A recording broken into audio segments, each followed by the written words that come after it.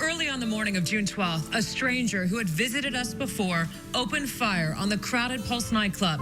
In seconds, lives were lost, and police had to break through a wall to take down a gunman who wouldn't stop shooting. In the grueling hours that followed, families and friends waited desperately for word, not knowing whether doctors were treating their loved ones or whether those dear to their hearts were lost. 49 people would never go home again in what would become the worst mass shooting in the U.S.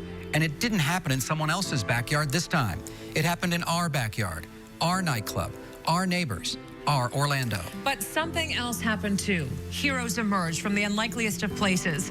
Club survivors saved others. Neighbors donated blood. And beautiful tributes of grief, love, and resilience began to appear across the city. We're still healing, and the months ahead won't be easy. But tonight, perhaps we can all take some comfort in the stories of Orlando Strong. Orlando police are on the scene of a mass shooting at a nightclub in downtown Orlando. I was just dancing to music, and you hear a bang, bang. So, you just think it's the music, so it's just the bass. But really, it's just like not even, I don't know, 150 feet in front of you. Literally, there's people being shot down, and you can. I seen the first 4 gunshots. I just heard them in the whistles because they were just like flying bullets. And then after that, when I was trying to, I ducked, I didn't even duck all the way. I just kind of leaned into the table, and I was leaning against the wall to try to see where it was coming from, to see what I can do. And that's when I just seen a black sleeve. I remember seeing a black sleeve and just sparks coming off the muzzle of the gun. We're right by downtown Orlando. Why are the police not here yet? This is just shot after shot after shot. Social media, I feel acted quicker. People were on Instagram, people were on Snapchat, snapping what was going on, immediately. 0200 hours, our officer who's working extra duty there responds to the shots fired. He and then 2 other officers exchanged gunfire with the suspect. This developed into a hostage situation. And they were clearing the bar, and you could still hear the shooting inside. And there was a victim that was shot in the back that I had helped and put him around my shoulder. Additional officers responded, forced him to stop shooting and retreat to the bathroom where we believed he had several hostages. At that time, we were able to save and rescue dozens and dozens of people. All I saw was cops coming in, people rushing out, and you could just hear the guns just going off. That's all you heard was bang, bang, bang. He called him a terrorist, has them in the women's bathroom, and please come get us out because he's about to kill us. Based on statements made by the suspect about explosives, about possible bomb vests, we kind of secured everything, called SWAT, and we did set up for an explosive breach. Still here in bathroom. He has us. They need to come get us. Hurry. Please just send help. There's people dying. There's people bleeding out to death. Please just send help. And they're like, we can't go in there. You guys have to wait.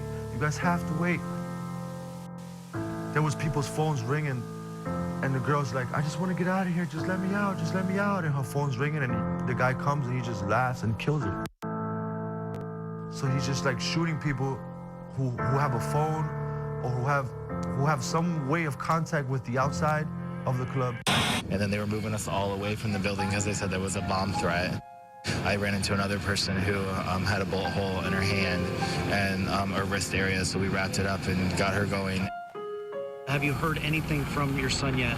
I haven't heard anything. I keep waiting to hear. I don't know how long it's going to take.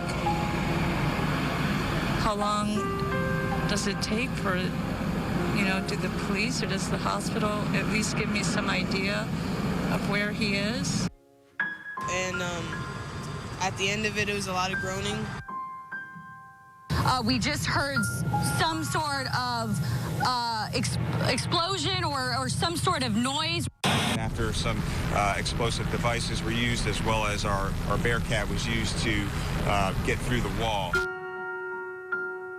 So I'm like, let me try to hop out. And the SWAT member was like, we don't have time for that. So he pulled me out by my arms and drugged me out because they're trying to search everybody. They don't know who the shooter is. And I'm like, this guy is still alive, man. We've been trying to keep him alive the whole time. So the SWAT guy goes, grab his leg, grab his leg. So I grab his leg and his arm, and we're running. As we're running to the Tire Kingdom parking lot, that's when the guy came out I guess after the last person came out, and he started shooting into the outside through the opening to the SWAT, and that's when I got shot in my leg as we were carrying him out. I seen the officer run by that had got shot in the helmet, and they're like, "Officer, we got an officer down. We got an officer shot." So I watched the other SWAT team members carrying the other officer. The suspect came out of that hole himself, armed with a handgun and a long gun, engaged in a gun battle with officers where he was ultimately killed. Messed up guy, a lot of problems. He was just angry at the world. But it was a big rifle and it had a large clip. Did you hear him say anything? Was he screaming anything? Just heard him laugh once. We understand the shooter in the club was killed. What are your thoughts on that? I felt good when I heard that, because that told me that then the scene, if my son is in the club and he's injured, they can get to him, that he's not lying there bleeding, that they can actually get to him. There was a girl that got shot 5 times, and I'm just, the whole time we were there, I'm like, you're okay, look, you're not bleeding, maybe you're bleeding internally, but you're alive. She's like, am I gonna die? And I'm like, you're alive, just be grateful you're alive. God has a plan for us. If we have not died right now, He has a purpose for us. We're gonna make it.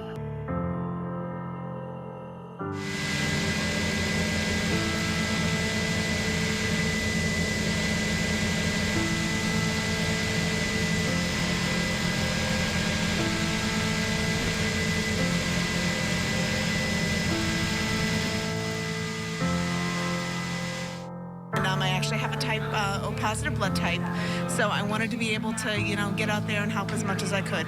We do this for anybody. This is Orlando, and this is how we come together. We quickly got about 5 patients, and that was a lot for us, and we thought maybe that was going to be it, and then they started lining up in the hallway. Pulse is less than 300 feet up there, and they were just running for their lives. They weren't being brought in by ambulances. There was no paramedics coming in and giving us report and dropping them off. They were being dropped off in truckloads and in ambulance loads, where our amazing nurses and techs were putting them on stretchers and rolling them into us. It was singularly the worst day of my career and the best day of my career. And I would think that this is probably the same for every person you see standing up here. People were hiding from the club behind that brick wall. Right there, and rightly so. They were trying to get anything between them and the bullets. We saw the full gamut of wounds, from wounds to the extremities, wounds to the chest, wounds to the abdomen. In a matter of 30 minutes, I think we had multiple surgeons coming in the door to help us out. I saw dozens of nurses who I knew were not on that night who showed up. I saw techs coming from everywhere. The flow did not stop. I said, this is not a drill. This is not a joke. We have 20 to plus gunshot wounds coming in. I need you here as fast as I can. And every time the answer that I got was, I'll be right there. But you never really ever prepare for this. I'm very, very proud of our department, our personnel who responded, our community. It really showed how resilient we are. Add in people in pain, people worrying about their loved ones, people not knowing where their loved ones are, and we're trying to help them all. The credit to my guys is, after we heard about the bomb, typically, the response then is to back away. But since we knew that there were people in, my guys stayed right there. I probably couldn't have pried them from the door because they knew that those people's lives were in danger. It is very fortunate that this happened 2 blocks away. And it's very fortunate that we have the team to pull together like we do. When I talk to my guys about this, I get a little bit emotional because, I asked them to do stuff, and the chief and the mayor they ask us to do stuff, and knowing that they're putting their lives in danger, but they still stay, and they still run in there, and they still do everything they can to save those people, even though they know they're putting their lives in danger. And I won't forget the steady pow, pow, pow. I mean, this guy was deliberate about his business and what he was doing. When the task comes to hand, you just do what needs to be done. 4 days ago, this community was shaken by an evil and hateful act. Today, we are reminded of what is good, that there is compassion and empathy and decency, and most of all, there is love. That's the Orlando that we've seen in recent days, and that is the America that we have seen. So today, once again, as has been true too many times before, I held and hugged grieving family members and parents, and they asked, why does this keep happening? Americans were targeted because we're a country that has learned to welcome everyone, no matter who you are or who you love. This is my first time ever being in Florida, first time ever being in Orlando, first time ever being at Pulse nightclub. Sunday morning, early morning, we were just having a great time. We're all there, you know, having a drink. Toward the rear of the building, that's where I ended up with my friends. And right around 2 o'clock. We were having the time of our lives. Akira was the life of the party, literally. I'm hugging everyone. It was a great night. No drama, just smiles, just laughter. Right around when they stopped serving alcohol, that's when we heard the first round of shots go off. At first, we didn't know that there were gunshots. I didn't know. I was so confused. I was like, wow. And out of nowhere, we just hear a big shotgun. We stop what we're doing, and then it just keeps going. My friend and I ran to the bathroom in the rear. There was a bathroom on the left and the right. The bathroom on the left had a large handicap stall, which we knew about, so we ran in there. We just grabbed each other, we started running, and unfortunately, I was shot about 3 times in my leg, so I had fallen down. I tried to get back up. Everyone started running everywhere. I got trampled over. I thought it was a BB gun at first, or the DJ playing some sort of sound of gunshots. I didn't think they were actually real gunshots, but the fear of it, the fear inside me made me drop to the floor anyways. I hid as best as I could underneath the sink. There wasn't much protection there, but I felt it was better than nothing. So by this time, I couldn't walk at all. All I could do was just lay down there while everyone was just running on top of me, trying to get to where they had to be. Everybody was rushing into the bathroom stall. Everyone was rushing into the bathroom stall. The gunshots were still going off rapidly, and it's still not real to me yet. It's still not real to me. I'm just like, why are they doing all of this? All I could hear was the shotgun, one after another, and people screaming, people yelling for help. We just continued to hear gunfire, and I just remember thinking, when is it going to stop? The gunman entered the bathroom and was shooting his machine gun. So we're all scrambling around in the bathroom, screaming at the top of our lungs when he was in there for the first time. And then, people are getting hit by bullets, blood is everywhere. And then there was a moment where he stopped. He goes into the other room, and I can just hear more shotguns going on. I thought I was a little safe at this time because, it's giving everyone time to tackle him down or get him down. But unfortunately, I hear him come back, and he's shooting everyone that's already dead on the floor, making sure they're dead. And that's when everyone looked around, and that's when I first realized that my leg was shot. There were several other people shot and bleeding in the bathroom. That's when Akira, who didn't make it, realized she was shot. Everyone's just like, shh, be quiet, be quiet. And that's when bullets start going through the stall wall towards us. I was able to peek over, and I can just see him shooting at everyone. And I can hear the shotguns closer, and I look over, and he shoots the girl next to me. And I'm just there laying down. I'm thinking, I'm next, I'm dead. It was shock. We just went from having the time of our lives to the worst night of our lives, all within a matter of minutes. A lot of blood, a lot of people were hit, and even some fatalities which were apparent almost immediately. So I don't know how, but by the glory of God, he shoots towards my head, but it hits my hand. And then he shoots me again, and it hits the side of my hip. I had no reaction. I was just prepared to just stay there, laying down, so he won't know that I'm alive. Throughout that period of hours, the gunman was in there with us, and he actually made a call to 911. By this time, he goes up to the front, and I think that's when he's battling against the cops. I just hear shotguns going all over the place. I finally heard the police arrive. I heard police yelling, drop it, hands up.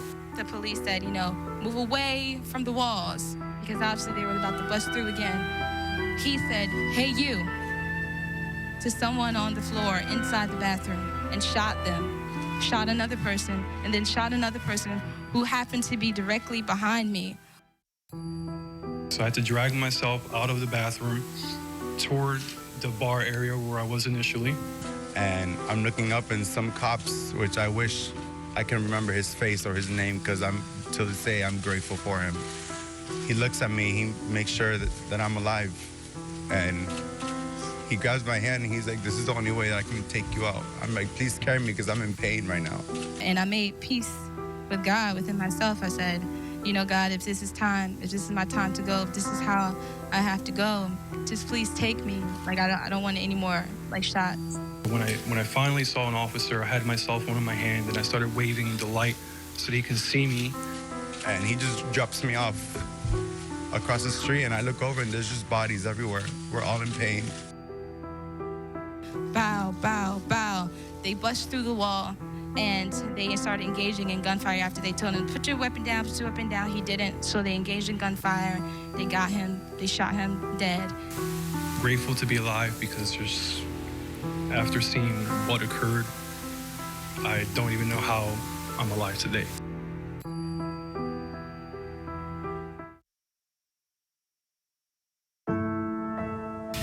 And they called us in that room, and they said, "Well, your son didn't make it." But I already knew. I had already talked to God about it, because I knew I would miss everything from a child. What could a mother say? That's my baby, and I won't see him again, ever. And my heart is broken. It's never gonna heal. It'll never heal. It'll never be the same. She called and she said, "Mom, I've been shot in the arm." She said, "Please help me, call the cops." She said, I'm bleeding really bad. Please help me, please, Mommy." And I told her, I said, "I need to call the cops." I said, "I gotta hang up with you, baby." She said, "Okay, Mommy, just please hurry. It hurts so bad." And that was the last time I spoke to my daughter. Because she knew that she came with her cousin and her friend, and she couldn't leave without him. And that makes her a hero today for me, because I don't know anybody that would have probably done what she did. It hurts, because my daughter didn't deserve to die. No one deserved to die. My cousin is a hero, and that's how they remember her. She was a true fighter and everything else. She dedicated her life. She lived her life to the maximum. She's like a happy girl all the time. She's a hard worker. She's a hard student. She was a hard student. She was a hard worker. But it's gone. She's gone. It's gone. That's it. It's finished. I have my moments every now and then. I'm thinking of the fun memories and how crazy, humorous Tony was, and then when I get quiet and have nothing to think about, it keeps coming to my mind, and it just hurts. I knew it wasn't what I wanted to hear, and it just took me in another world. It was the worst day of my life. I think it's great that the Dr. Phillips Center kind of opened their front yard for this. Since it's still a crime scene down there, and not being able to go and leave something and just try to feel closer to the people you lost. So I think it's great that they did this, and it helps the grieving a little bit. Thank you for all being here tonight. On behalf of Pulse Orlando, we are feeling the love, and the love is here tonight. This whole community stands behind you, and we will stand in front of you, and we will stand beside you to fight for your right to be who you are. We just want to tell you how devastated we are, along with our community in Orlando. We love Orlando. We opened Pulse for a place to be a place of pride, a place where you could feel that you belong, a place where you felt safe. And we're going to rebuild that Pulse. You can bet on it, Orlando.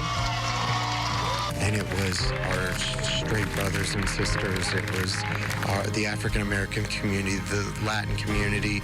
Everyone was here, and it was so passionate, seeing such a turnout. I love you, Orlando.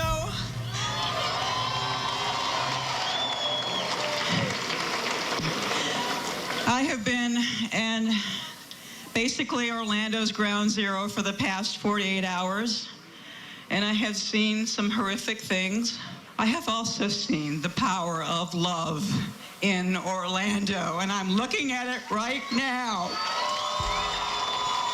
We will not be broken by this, Orlando, because the gay community has overcome the scourge of AIDS. The gay community has overcome discrimination. The gay community has overcome so many things. The LGBT community has overcome.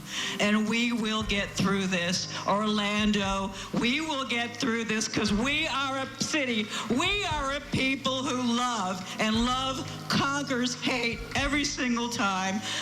Orlando, yes. We might be broken, we might have been hurt, but all these organizations and every single one of you have come together, and guess what? They're not going to hurt us. They're going to make us stronger. We're going to stand up and say, this is our city. We're taking it back, and we're going to be stronger. So, I know there's all kinds of press cameras here. You can see them. And guess what? The world is watching you right now. I think that coming out here, seeing all the love, seeing all the energy that was expressed was extremely important. These candles represent our commitment to move forward and to stand together. For one flame by itself casts a little light, but many candles cast the light of truth, the truth that we are one united community. One candle casts a little flame of warmth, but together many candles give us the warmth of a community that will be stronger than it has ever been before, and more united than it has ever been before, because you can extinguish a life, but you will never extinguish love. Let us take a moment in silence as we prepare for the ringing of the bells, once for each of those lost from our community.